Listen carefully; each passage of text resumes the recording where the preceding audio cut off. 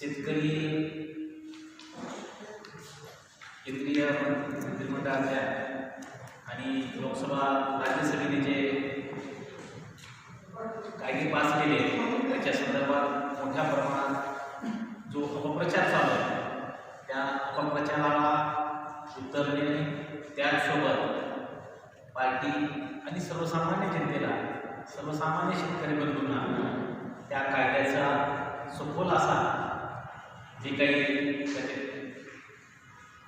त्यामध्ये अंतर्भूत अशा गोष्टी आहेत हे सांगण्यासाठी आज आपण या ठिकाणी पत्रकार परिषद केली आहे.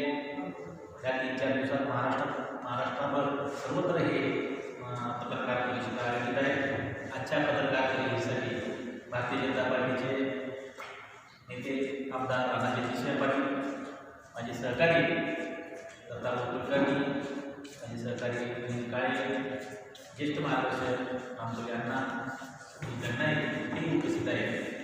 मी आमदार राणाजगदीश पाटील साहेबांना विनंती करतो की त्यांनी आजच्या पत्रकार परिषदेत निश्चित करावं.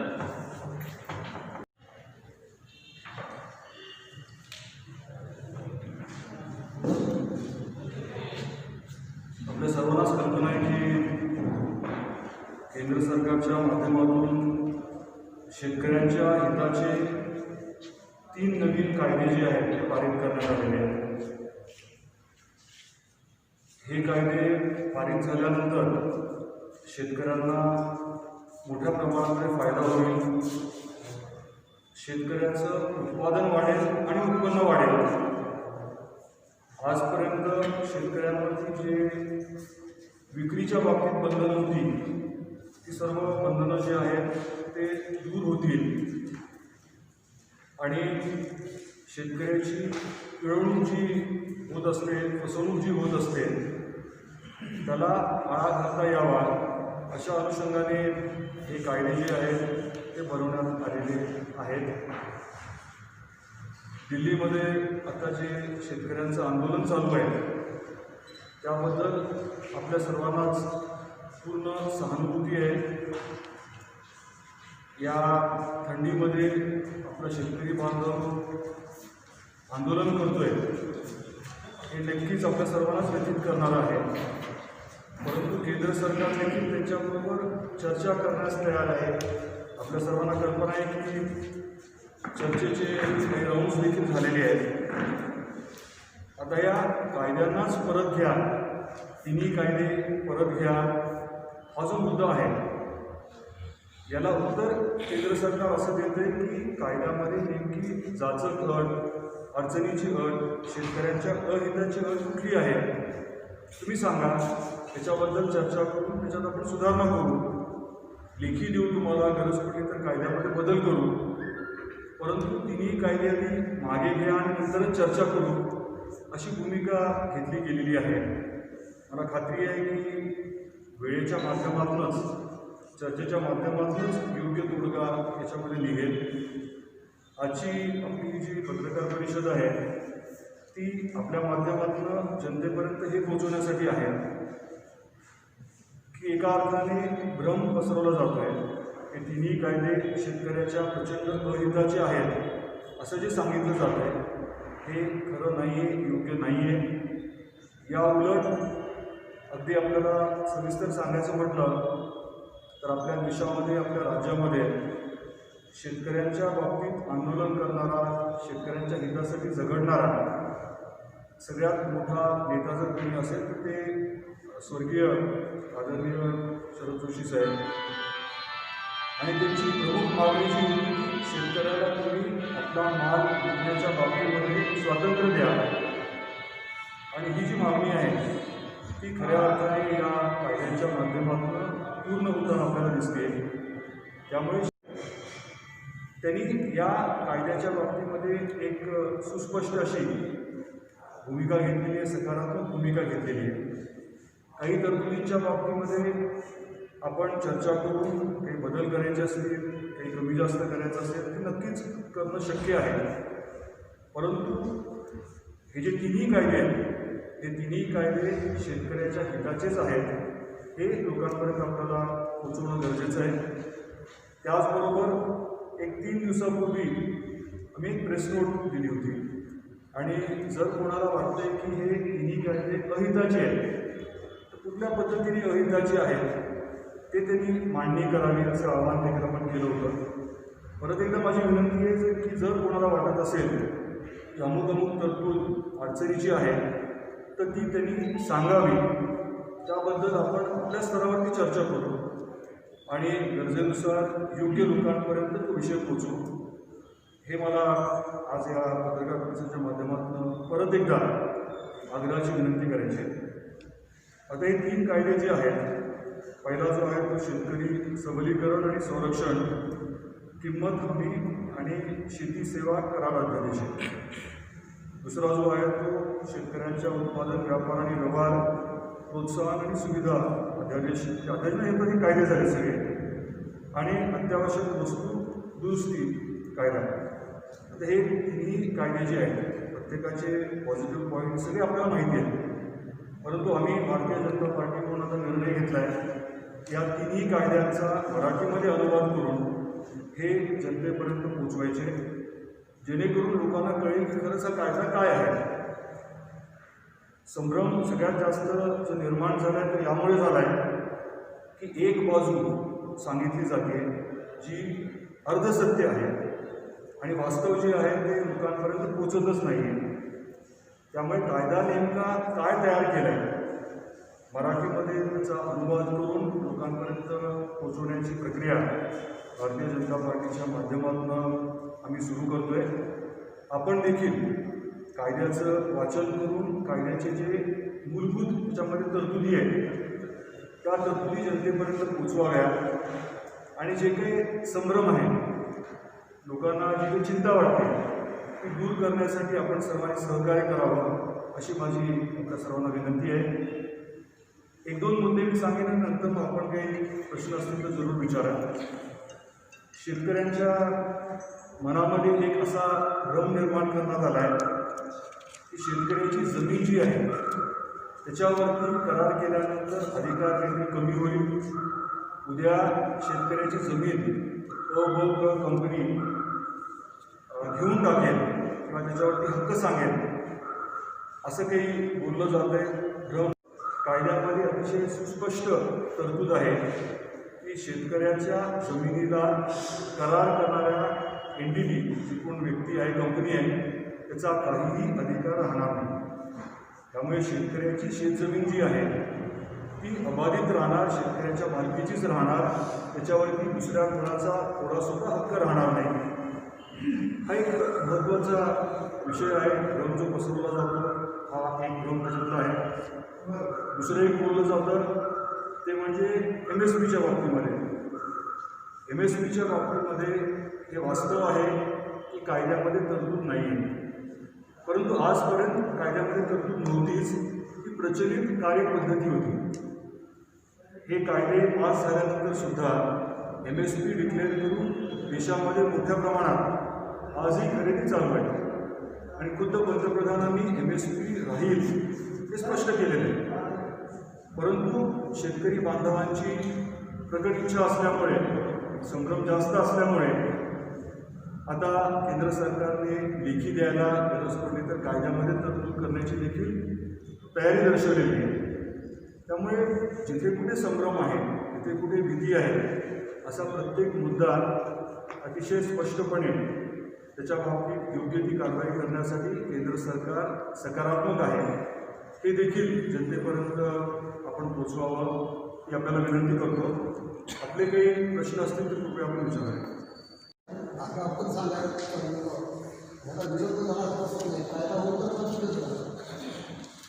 आपण म्हणता की अगदी खरं आहे. कायदा जो आहे तो झाल्यानंतर महाराष्ट्रासारख्या राज्यामध्ये याचा परिणाम काही जास्त नव्हता, कारण यातल्या बऱ्याच तरतुदी आपल्या राज्यामध्ये आधीपासूनच लागू आहेत. म्हणजे आपल्या कृषी उत्पन्न बाजार समितीच्या बाहेर शेतमालाची विक्री जी आहे ती योग्य लायसन्स घेऊन मोठ्या प्रमाणात केली जाते. हे वास्तव आहे. आपल्या राज्यामध्ये कॉन्ट्रॅक्ट फार्मिंग देखील आहे. त्यामुळे ह्यातल्या बऱ्याचशा गोष्टी महाराष्ट्रासारख्या राज्यामध्ये आधीपासूनच लागू आहेत. एक छोटा मुद्दा हायलाईट करण्यासारखा असा आहे की महाराष्ट्र कृषी उत्पन्न बाजार समितीमध्ये जो सेस घेतला जातो तो 1-2% आहे, परंतु पंजाबसारख्या राज्यामध्ये तो 8% आहे. आता दिल्लीमध्ये पंजाबचाच शेतकरी एवढ्या मोठ्या प्रमाणात का आहे याचं थोडं आपण संशोधन केलं तर आपल्या लक्षात येईल की तिथे बारकावे खूप वेगळे आहेत. तिथे गहू आणि तांदूळ हे सगळ्यात जास्त शेतकऱ्यांच्या माध्यमातून पिकवलं जातं, बाजार समित्यांच्या माध्यमातून ते खरेदी केलं जातं आणि मोठं अर्थकारण तिथे आहे, मोठ्या कंपन्या आहेत ज्या त्याच्यावरती अवलंबून आहेत. आता APMCचा ॲक्ट रिपील करताना त्याच्यामध्ये अशी प्रोव्हिजन ठेवली की सेस तुम्हाला लावता येत नाही. त्यामुळे स्वाभाविकच आहे की काही घटकांचे इंटरेस्ट जे आहे त्याला फटका बसतो आहे, ते वास्तव आहे. काही राज्य सरकारने याबाबत चिंता व्यक्त केली की आम्हाला जर टॅक्सच नाही मिळाला तर कसं होईल. केंद्र सरकार त्या बाबतीत देखील सकारात्मक आहे, 2 पावलं पुढे आले आहे. राज्य सरकारला आपल्या पद्धतीने टॅक्स लावता येईल अशी प्रोव्हिजन करण्याची देखील तयारी त्यांनी दर्शवलेली. दानवे म्हणाले की चायना आणि पाक यामागे आहेत आंदोलनामागे. दानवे साहेब हे केंद्रीय मंत्री आहेत, त्यांच्याकडे जी माहिती काय आहे बोलतात ते त्यांच्याकडे उपलब्ध असलेली माहिती माझ्याकडे नाही आहे, त्यामुळे त्याबद्दल मी बोलणं योग्य नाही. हा विशेष माहिती नाही आहे. कायद्याचं वाचन जे आहे ते जास्त झालेलं नाही आहे. एक बाजूने न्यूज रिपोर्टिंग झाली आहे, एका बाजूने सोशल मीडियाच्या माध्यमातून माहिती आली आहे, दुसरी बाजू मात्र थोडीशी मागे राहिली. त्यामुळे आता कायद्याचा सकारात्मक भाग जो आहे तो पुढे आणणं, वास्तव पुढे आणणं हे आता काळाची गरज आहे. ते आपण कशा पद्धतीने घेऊन जाणार आहोत शेतकऱ्यांच्या समोर. आपण बघितलं असेल की काही जाहिराती यायला सुरुवात झालेली आहे, सोशल मीडिया आहे आणि सगळ्यात महत्त्वाचं म्हणजे जे कायद्याचा अनुवाद मराठीत करून प्रमुख लोकांपर्यंत पोहोचवणं आणि ती चर्चा घडवणं. प्रत्येक गावापर्यंत जाऊन हा अनुवादित जो भाग आहे, अनुवादित कायदा तो आम्ही पोहोचवणं म्हणजे ती चर्चा घडावी, लोकांना खरं काय ते कळावं. संभ्रम जो ते राज्याच्या नेत्यापर्यंतचे जिल्हास्तरीय दौरे झाले, मग आता ग्राउंड लेवलला जाऊन काम करावं लागते, असं याला उशीर झाला असं वाटतंय का? नाही, कसं आहे की ही प्रक्रिया असते ती निरंतर असते. जर कोणी संभ्रम निर्माण केला असेल एका विषयाच्या बाबतीत तो संभ्रम दूर करणं ही आपल्या सर्वांची जबाबदारी आहे आणि ती प्रक्रिया आपण करतो. मी परत सांगतो, महाराष्ट्रासारख्या राज्यामध्ये हे जे कायदे झाले त्याचा डायरेक्ट इफेक्ट काही जास्त नव्हता, कारण याच पद्धतीचं काम आपल्या राज्यात आधीपासून चालू आहे. का प्रोजेक्ट केलं जात नाही याबाबत त्यांनी जर मार्गदर्शन केलं तर शेतकऱ्यांना पटवू शकतं ते. त्या प्रश्नाचं उत्तर मी काय देणार. भाषाबाई जी आहे पक्षाने तशी भूमिका घेणं गरजेचं आहे. पक्षाने तशी भूमिका घेणं गरजेचं आहे. ती त्यांची स्पर्धेच्या माध्यमातून जेव्हा केव्हा स्पर्धा होते तेव्हा स्वाभाविक गोष्ट आहे की चांगल्या गोष्टी घडतात, कारण स्पर्धेतनं खरेदीची स्पर्धा जेव्हा सुरू होते तेव्हा जो चांगला भाव देतो स्वाभाविकच आहे की त्याला जास्त माल मिळतो. आता ही खरेदी खुली केल्यामुळे मी आपलं उस्मानाबादचं उदाहरण घेतो, सोयाबीनचं उदाहरण घ्या. सोयाबीन विकत घेण्याचे बऱ्याचशा एजन्सीज असतील, आपल्या APMCमध्ये देखील सोयाबीन खरेदी करणारे काही घटक आहेत, काही व्यापारी आहेत आणि टीना ऑइलसाठी देखील कंपनी आहे. अनेक आपल्या जिल्ह्यातल्या मोठ्या गावांमध्ये टीना ऑइलचे सोयाबीन खरेदीचे केंद्र आहे. आता गर्दी कुठे जास्त असते, सोयाबीन जास्त विकलं कुठे जातं याचा जर विचार केला तर APMC सोडून स्वाभाविकच आहे की टीना किंवा अशा संबंधित ज्या कंपन्या आहेत त्यांच्याकडे आजही मोठ्या प्रमाणामध्ये सोयाबीन विकलं जातं. कदाचित त्याचा दर चांगला असेल, कदाचित ज्या पद्धतीने ते खरेदी करतात ती शेतकऱ्यांना योग्य वाटत असेल, कदाचित पैसे तातडीने मिळत असतील, पण शेवटी शेतकरी ग्राहक आहे. शेतकरी जेव्हा त्याचा माल विकतोय त्याला जर ते योग्य वाटलं तरच तो विकणार.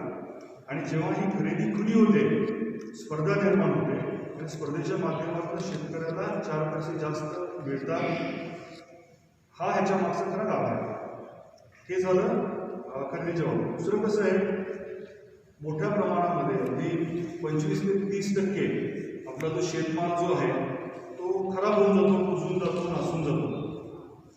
जेव्हा खाजगी यंत्रणा या कामामध्ये गुंतवणूक करेल तेव्हा ते 30% जे काही नाशवंत आहे, जे खराब होत आहे ते नासू नये, खराब होऊ नये, कुजू नये यासाठी ते प्रयत्न करणार. ही खऱ्याच अर्थाने एक राष्ट्रीय संपत्ती वाचवण्याची प्रक्रिया होणार आहे. त्यामुळे शेतकऱ्याचा देखील माल जो वाचेल त्याचे 4 पैसे त्याला जास्त मिळणार. हे सगळे महत्त्वाचे मुद्दे आहेत. आणि इसेन्शियल कमॉडिटीज ॲक्ट जे अत्यावश्यक वस्तूची दुरुस्ती जी आहे त्याच्यामुळे सगळ्यात मोठा फायदा असा होणार आहे की दर जे आहे, आता तुम्ही सोयाबीनचे दर किती आहेत बघा. आज किती आहे आमचे दर काय माहिती आहे? 4300. हे जे आहे हे अर्थकारण जे आहे, मोदी साहेबांची ही इच्छा आहे आणि ते त्यांनी सांगितलं आहे की शेतकऱ्याचं उत्पन्न जे आहे ते दुप्पट करायचं. असे काही मूलभूत आणि मोठे बदल केल्याशिवाय ते मिळणं, ते अचीव करणं शक्य होणार नाही.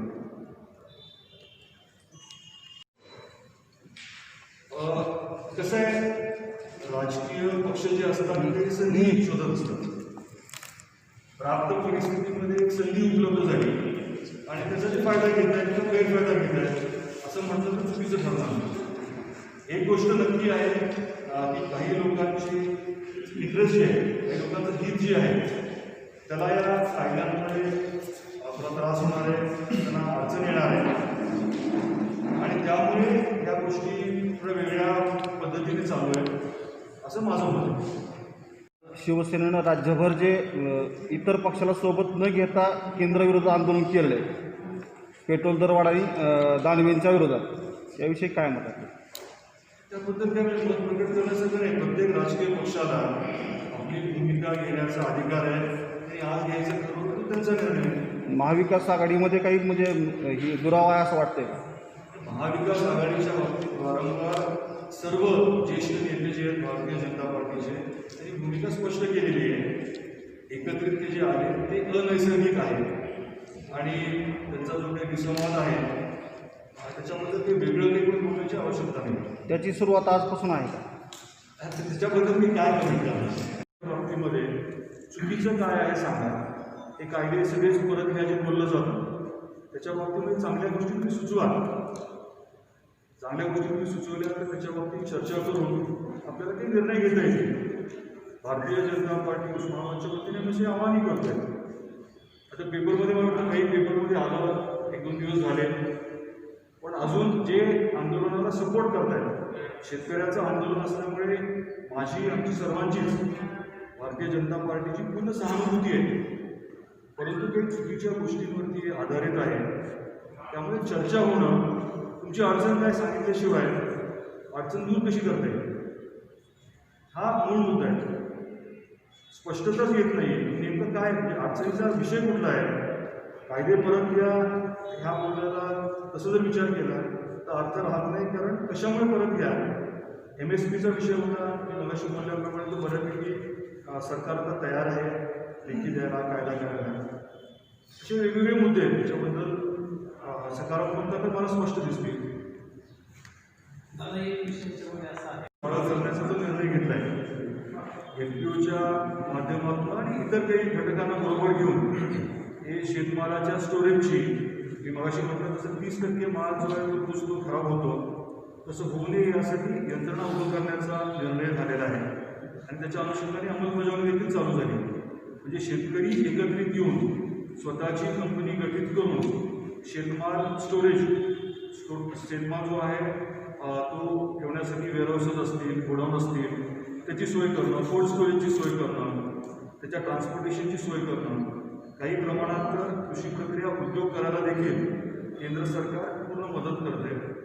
म्हणजे कोलॅटरल फ्री, कोलॅटरल म्हणजे आपली जमीन वगैरे गहाण न ठेवता कर्ज देण्याच्या बाबतीत देखील तरतूद आणि त्याचबरोबर इक्विटी शेअरची गुंतवणूक जी आहे केंद्र सरकार करायला तयार आहे. अशा अनेक योजना आहेत.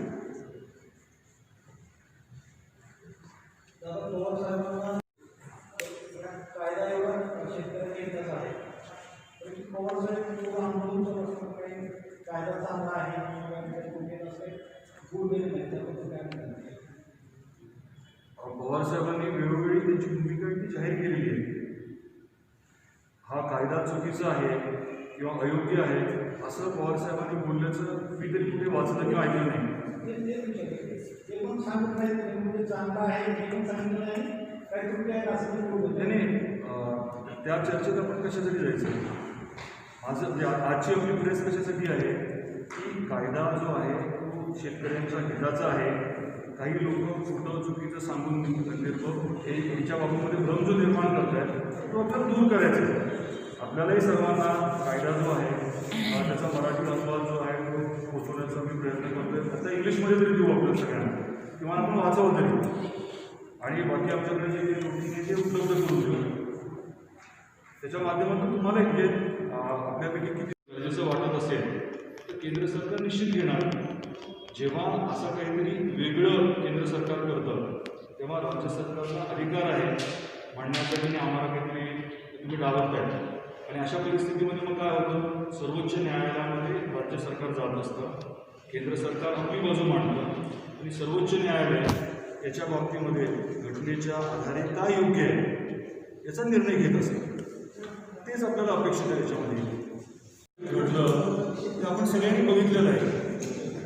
परंतु एखादं ऑर्डिनन्स निघालं आणि मग त्याच्यानंतर त्याचा जेव्हा कायदा केला जातो ते लगेच रात्रभर होत नसतं. ऑर्डिनन्स काढल्यानंतर ते वेळ जातच असतो. एक गोष्ट अगदी केंद्रीय नेतृत्वाने देखील मान्य केलेली आहे बाकी अजून व्यापक चर्चा व्हायला हरकत नव्हती आणि ती भूमिका त्यांनीच मांडलेली आहे. त्यामुळे त्याबद्दल त्यांनी वेगळी टिप्पणी करणं योग्य नाही. उस्मानाबाद जिल्ह्यातील ताजे अपडेट मिळवण्यासाठी उस्मानाबाद न्यूजला सबस्क्राईब करा आणि बेल आयकॉन प्रेस करण्यास विसरू नका.